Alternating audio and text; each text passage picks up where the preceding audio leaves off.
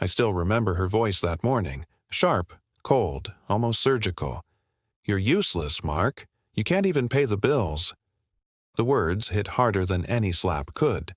We'd been married for 6 years. 6 years of shared dreams, broken promises, and quiet dinners where love used to live. I thought struggle made couples stronger. She thought struggle made me weak. I used to wake up every day before sunrise, drive an hour to my small mechanic shop, and fix cars until my hands bled. It wasn't glamorous, but it was honest work. She didn't see it that way. To her, I was just a man with grease under his nails, not the kind of husband she had imagined showing off to her friends. I tried to ignore the insults at first. "You'll see," I used to whisper to myself. "Things will change." But deep down, I was breaking. She'd roll her eyes every time I talked about hope. "Hope doesn't pay rent, Mark," she'd say, scrolling through her phone, probably texting someone who didn't reek of engine oil and disappointment. That morning, something changed inside me. It wasn't anger. Not yet. It was the realization that the person I loved most didn't see me as a man anymore. The bills piled up. The bank kept calling. And she, my wife, the woman who once promised to stand by me, started disappearing. Late nights at work meetings, unanswered calls, excuses that didn't make sense. One night, I waited up. The clock struck midnight, then 1, then 2. When she finally walked in, her perfume wasn't the same one I bought her. She noticed the look in my eyes and said flatly, "Don't start, Mark. I'm tired." But I wasn't angry. I was numb. That night, as she turned away and fell asleep, I stared at the ceiling and whispered, "I should have seen it coming." The next morning, she was gone, and so was her wedding ring. No note, no message, just silence. I found a folded paper on the kitchen counter. Divorce papers. Her signature already there. My hands shook as I read it. She wanted the house, the car, and half of what little I had, and beneath it, a sticky note that said only one thing. "You were never enough." Those words burned through me like acid. I didn't cry. I didn't scream. I just sat there. Everything I worked for, gone. My shop shut down soon after. The landlord sold the building. Within a month, I was sleeping in my truck, eating gas station sandwiches, and staring at old photos that hurt to look at. She moved on fast. I saw her once, dressed in expensive clothes, laughing beside a man twice my size and 10 times my income. That's when I realized she never wanted love. She wanted lifestyle. And I was just the warm-up act before the main show. Weeks passed. One morning, while I sat in my truck outside a public library, the only place I could charge my phone, I got a letter. It was old, yellowed around the edges, with handwriting I hadn't seen in years. My grandmother's. She passed away when I was 16, the only person who ever told me I was destined for something greater. She used to hold my hands and whisper, "You've got a heart of gold, Mark. Don't let the world turn it to stone." I opened the envelope. Inside was a letter and a key. The letter said, "If you're reading this, my boy, then life has probably tested you. Go to the old estate on Willow Creek. Everything you need is there." I froze. The estate, she mentioned, was her childhood home, a place I hadn't visited since I was a kid. I thought it was long sold or demolished. But that key, it was heavy, old, made of pure brass. Something in me stirred. Curiosity, maybe hope. That night I drove 3 hours to Willow Creek. The road was empty, the moon cold and bright. When I turned the final corner, my headlights hit something that made my jaw drop. It wasn't a small house like I remembered. It was an entire mansion. Gates taller than a truck, stone walls covered in ivy, and windows glowing faintly in the dark. I stepped out of my car, heart racing. The gate creaked open when I used the key, almost like it had been waiting for me. And as I walked up the path, I whispered to myself, This can't be real." But it was. and what I was about to discover inside would make my ex-wife's words haunt her forever. The front doors groaned open like a secret waking from a long sleep. The air inside smelled like dust and memory. Old wood, faint perfume, and something else. Something warm. I stepped inside slowly. The lights flickered, but they worked. Every inch of that house felt frozen in time.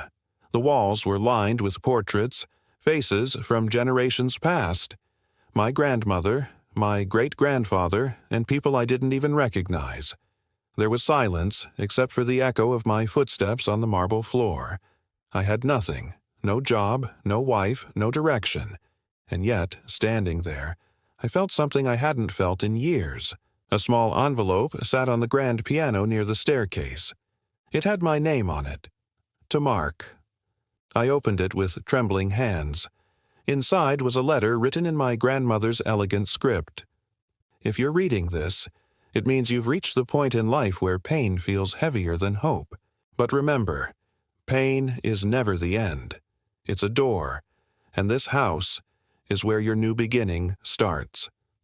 My eyes stung. I hadn't cried in months. The letter continued. I left everything I built, everything our family ever owned, in your name.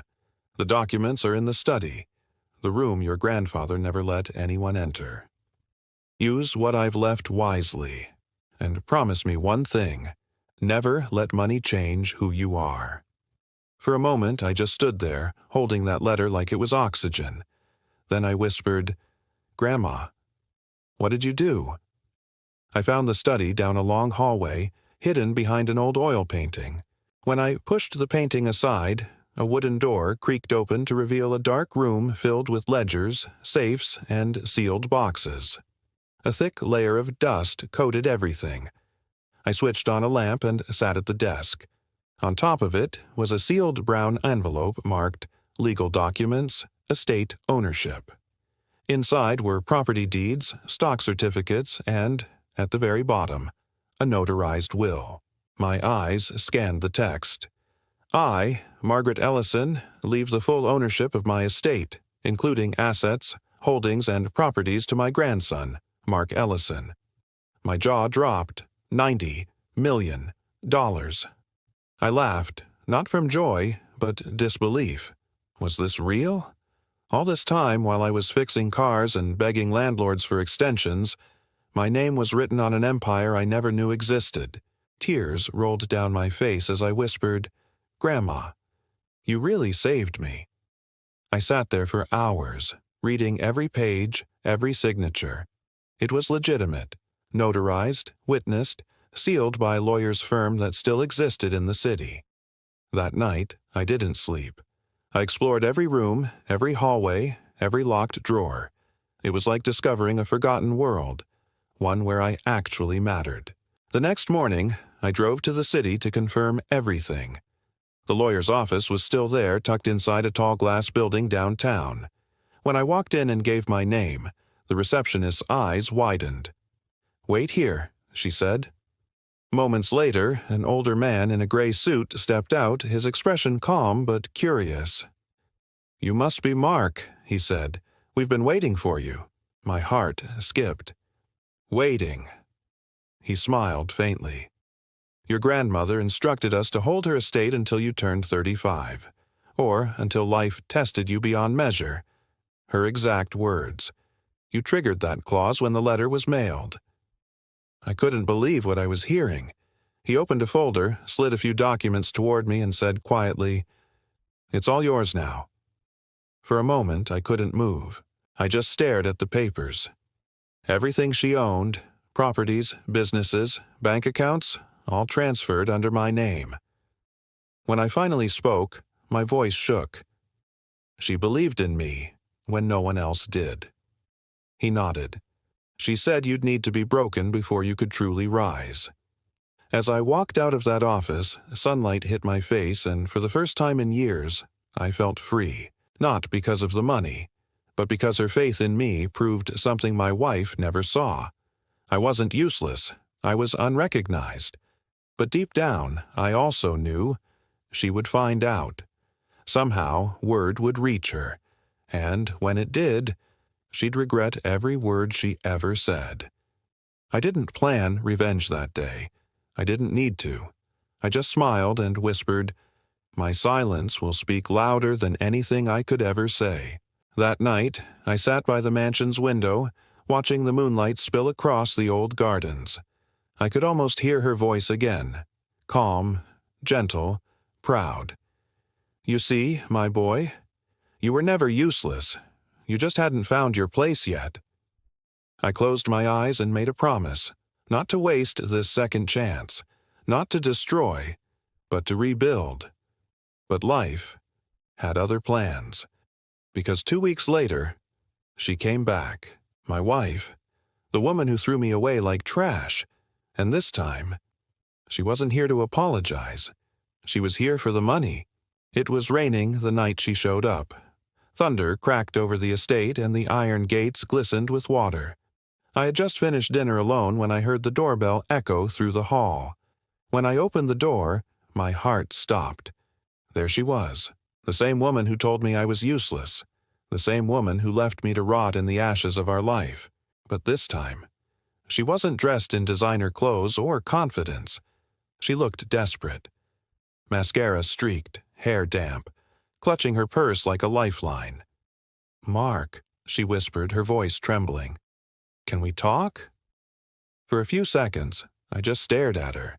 I wanted to slam the door, but something inside me, curiosity, maybe old love, made me step aside.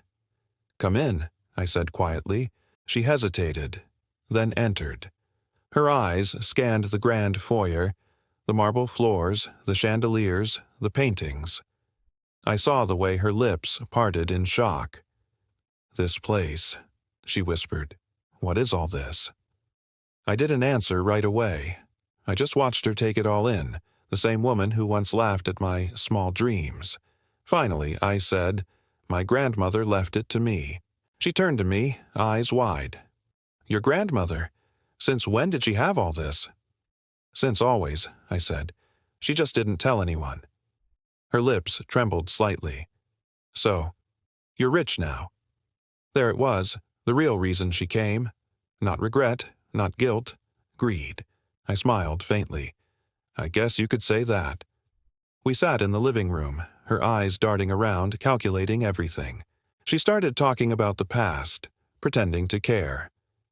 "I made mistakes, Mark," she said softly. "I was angry, lost. I didn't mean what I said." I tilted my head. Which part? That I was useless, or that I'd never be enough? She looked down. "I didn't mean it like that." But I could see it, the flicker of annoyance in her eyes. The same look she gave me when I failed to impress her friends. She wasn't sorry, she was rehearsing. I leaned back and let her talk. I wanted to hear the performance in full. She said all the right things.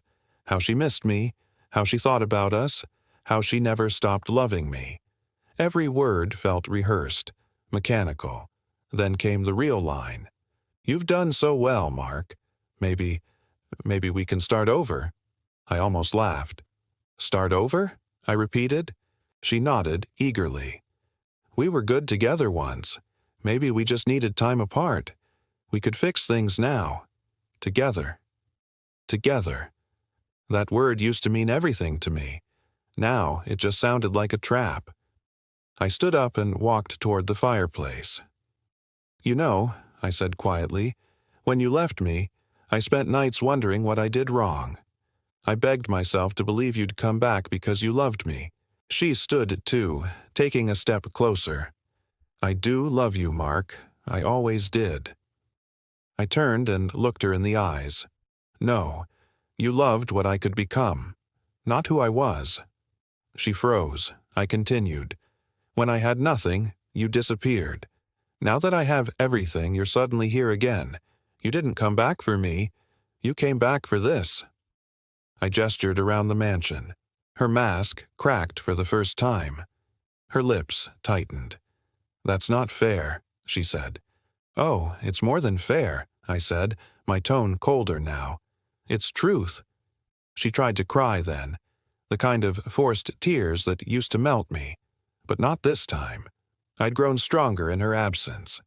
She whispered, "Please, Mark, I'm sorry. I just want to be with you again." I smiled sadly. "You want to be with the money, not me." For a moment her eyes hardened, and I saw the real her, the calculating woman who walked out when I was broke and came back when I was worth millions. "You'll regret this," she snapped suddenly. "People change, Mark. I changed." I nodded slowly. "You did. You got better at lying." Her face flushed red. She grabbed her purse and stormed out, slamming the door so hard the chandelier shook. I stood there for a long time, just listening to the rain fade into silence. That night I sat by the window again, staring into the dark. Part of me hurt, not because I lost her, but because I ever believed she was real. That's when I realized. Some people don't betray you suddenly. They do it slowly, word by word, doubt by doubt, until you're convinced you deserve it. But I didn't deserve it. And I wasn't going to let her win. Not with lies, not with pity, and definitely not with greed. I whispered to myself. My silence became my weapon. What she didn't know was that I already had a plan, and this time I wasn't going to fight her with anger. I was going to fight her with truth. The days that followed were quiet, too quiet. But I could feel it. I knew her too well. She wouldn't just walk away. She'd find another angle, another plan. 3 days later, my lawyer called. "Mark," he said cautiously, "your ex-wife just filed a claim. She's demanding half of your grandmother's estate." I froze. "Half?" I repeated. "She left me 2 years ago. But she's claiming that part of the estate might have been accumulated during your marriage. She says she supported you emotionally through hardship." I laughed, a dry, humorless laugh. She called me useless. That's her version of emotional support. "Mark, it's a long shot. But she's going to drag this through court." I leaned back in my chair and whispered, "She wants a fight." He paused. "What are you going to do?" "Nothing," I said. "Not yet." The next week, her lawyer sent letters, emails, threats. She started posting on social media, painting herself as the victim. He abandoned me after getting rich. I supported him for years while he chased his dreams. The comments flooded in. People believed her. Strangers called me selfish, arrogant, cruel. At first, it hurt. Then I realized she wasn't attacking me. She was exposing herself, because I had something she didn't. Proof. One night I drove back to my old apartment, the one she left. The landlord still remembered me. "You still have some of your old mail here," he said, handing me a dusty box. Inside were old letters, receipts, and her old phone bill. Thousands of messages, dozens of calls, and a contact name I'd never seen before. Evan. The messages were full of laughter, secret plans, and mockery. "I give him another month before I'm gone. When I find someone better, I'll finally live the life I deserve." My hands shook, not from sadness, but from the sheer weight of truth. She wasn't just unfaithful. She was proud of it. And now, she wanted half of what I built? No, not this time. The next morning, I called my lawyer. "File everything," I said. "But don't fight her in court yet. Let her come to me." He hesitated. "You have a plan, don't you?" I smiled. Something poetic. A few weeks later, she invited me to a meeting. It was at a fancy restaurant. Her choice, of course. When I arrived, she was already there, wearing that same confident smile I once mistook for charm. "Mark," she greeted, "I'm glad you came." "I almost didn't," I said. "But curiosity won." She laughed softly. "We don't have to make this messy. We can settle privately. You give me what's fair, and I'll drop everything." "Fair," I repeated. "You mean money." She smirked. "Don't act like a saint. You know you wouldn't be here without me." That line, that tone, that arrogance, it was like déjà vu. Only this time, I wasn't the same man she left behind. I pulled a folder from my coat and placed it on the table. Her eyes narrowed. "What's that?"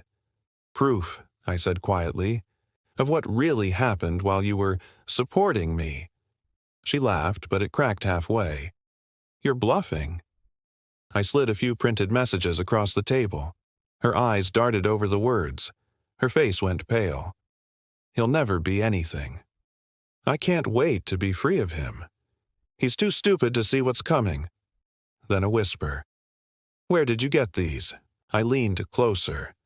"You left them behind, like everything else." She looked around nervously. "Mark, please don't—" "I'm not going to ruin you," I interrupted softly. "I don't need to." She blinked. "Then why show me this?" "Because I wanted you to see what you lost." She swallowed hard. "You think this makes you better than me?" "No," I said quietly. "It just proves what I already knew. You never loved me." She tried to stand, but I stopped her with one last line. "You might want to check your lawyer's inbox. I sent him copies of everything, with timestamps. I'm sure he'll advise you to drop the case." She grabbed her purse, stood, and stormed out. Again, only this time I didn't watch her go. I just looked at my reflection in the glass. Calm, steady, unbroken. That night I drove home to the estate. For the first time I didn't feel haunted. I felt light. My silence had become my weapon. I didn't yell, didn't curse, didn't seek revenge through chaos. I simply let truth do what vengeance never could, end her power. As I walked through the empty halls, I whispered. She thought she destroyed me, but all she did was prepare me. Then I looked at my grandmother's portrait and smiled. You were right, Grandma. Pain was never the end. It was just the door. But my story wasn't over yet, because what came next wasn't revenge. It was redemption. After that night, something inside me shifted. For years, I'd lived waiting for validation. From her, from the world, from anyone who'd tell me I mattered. But now, I didn't need it anymore. I had something stronger than revenge. I had peace. The next morning, I stood on the balcony of the estate, watching the sunrise stretch over the gardens my grandmother once tended herself. The dew on the grass shimmered like glass, and for the first time in years, I breathed without the weight of the past pressing on my chest. I wasn't angry anymore. I was free. But freedom means nothing if you don't use it to build something better. So, I made a promise that day. I wouldn't waste my grandmother's gift chasing bitterness. I would turn my pain into purpose. The first thing I did was restore the mansion. Not to make it fancy, but to make it alive again. I reopened the garden, repaired the old fountain, painted the walls she used to love. Then I started something new. My grandmother had once told me, "True wealth isn't T in what you keep, it's S in what you give." So I created a foundation in her name, the Ellison Hope Fund. Its purpose? To help people like me, the ones who got told they were useless, hopeless, nothing. We started small, scholarships for trade workers, grants for single parents, housing help for veterans. Within a year, the fund grew, fast. People donated, sponsors came forward, and media started covering the story of the forgotten mechanic who inherited a fortune and built hope. I never bragged. I didn't need to. Every story of someone we helped became my quiet revenge, because every time someone stood on their feet again, I thought, that could have been me, if she hadn't broken me first. And now I was helping thousands of me's. Of course, word spread fast. I started getting interview requests, magazine covers, online articles, from mechanic to millionaire philanthropist. It all felt surreal. And then she reappeared. Again. Not in person this time, but in the headlines. A gossip article popped up one morning. Mark Ellison, ex-wife, speaks out. He using my pain for fame. I laughed when I saw it. Pain? She created her own. She accused me of lying, of exaggerating, of fabricating hardship for sympathy. But the truth didn't need to defend itself, because the people who met me, the ones whose lives had changed, spoke louder than I ever could. The comments under her interview said it all. You left him when he was struggling. He built everything without you. You called him useless. Look at him now. This is karma in its purest form. That was the day I realized. Sometimes silence isn't just a weapon. It's justice. Months passed. I poured my energy into the foundation, traveling, helping, rebuilding. Every time I handed someone a key to a new home or a grant to start over, I remembered that cold morning she told me I'd never make it. And I smiled. Not out of spite, but gratitude. Because if she hadn't broken me, I might never have found my strength. One evening, as I locked up the foundation office, I received a letter. Handwritten, no return address. It was from her. I hesitated before opening it. The last thing I expected was honesty. The letter read, Mark, I saw what you're doing. You turned everything I threw at you into something beautiful. I was jealous, bitter, and small. You deserved better than me. I don't expect forgiveness, just peace. Anna. For a moment, I didn't know what to feel. Pity, anger, relief, maybe all of it. I folded the letter, walked outside, and stood under the night sky. Then I whispered, You already have peace, Anna, because I let you go. And I meant it. That night, I visited my grandmother's grave for the first time since inheriting the estate. The stars shimmered above the quiet hill where she rested. I knelt, placed my hand on her name, and said softly, You were right, Grandma. Pain was never meant to destroy me. It was meant to teach me. The wind moved through the trees, and for a moment I swore I could hear her laugh again, that gentle, knowing laugh that always made me feel safe. I smiled through tears. They thought I'd stay broken, I whispered. They were wrong. As I walked back to the car, a calm warmth filled my chest. Revenge didn't make me proud. It made me free. But before I drove away, I looked back one last time at the mansion glowing faintly through the trees, and realized something. This wasn't just my story. It was a reminder to anyone who'd ever been told they were nothing. You don't need to scream to be heard. Sometimes the quietest rise leaves the loudest echo, and in that silence, I finally found everything I'd ever lost.